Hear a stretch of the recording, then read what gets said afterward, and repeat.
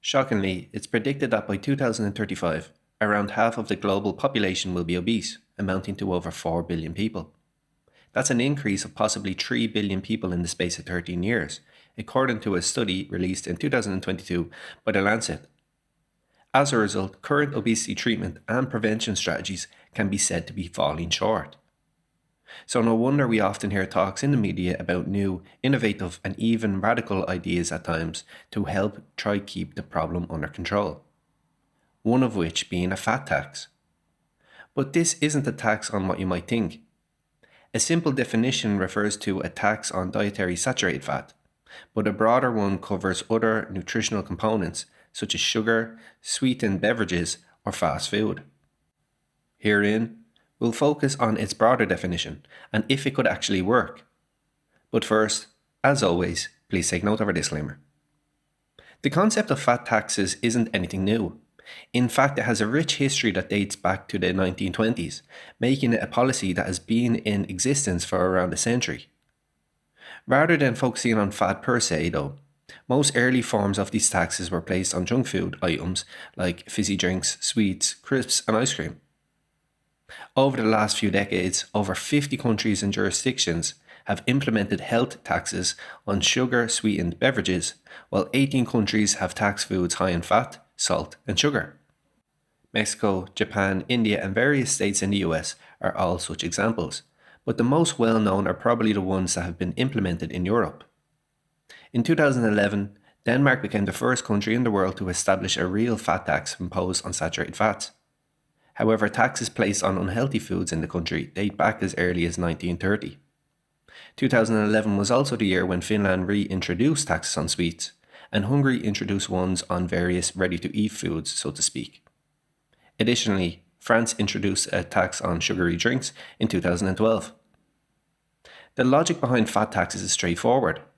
By increasing the price of unhealthy foods, the consumption of those foods should fall. And if a person chooses not to change their diet, then they'll have to contribute to the economic costs that obesity has on the state towards health. This extra revenue can be used for various health initiatives and programs supporting the enhancement of nutritional education, food quality, and physical activity practice. So the fat tax aims to discourage unhealthy diets while offsetting the economic costs of obesity. But what does the research say on its efficacy? In 2013, Cabrera et al. Conducted a meta-analysis on the effectiveness of taxing sugared sweetened beverages in reducing obesity, and showed that, indeed, a higher price for them was associated with a lower demand. In comparison, a study based on a large set of stores in Philadelphia showed that when the price of soft drinks increased by a third, it led to a decrease in sales by about a quarter. Moreover, concerning the studies more on the food side of things, a systematic review carried out in 2024 on 20 studies saw that 90% of them demonstrated a significant decrease in sales and intake of high-fat, salt, or sugary foods in response to tax. Therefore, according to the research, imposing taxes on unhealthy foods seems to be of substantial benefit. And interestingly, some research suggests that people are more likely to adopt healthier eating due to prices increasing than even nutritional education.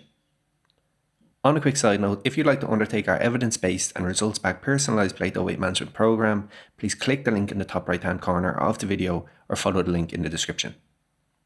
Nevertheless, fat taxes are not without their critiques. For instance, even though fat consumption in Denmark was reduced by 10% following the first official fat tax worldwide in 2011, the intervention was short-lived and was repealed within a year.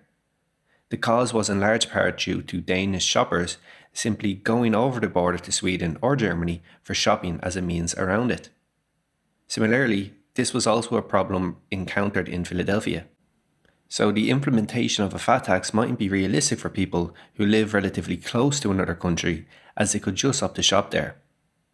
Another difficulty fat taxes face, which could be the most problematic due to its ethics, is the impact it may have disproportionately on the poor versus the rich.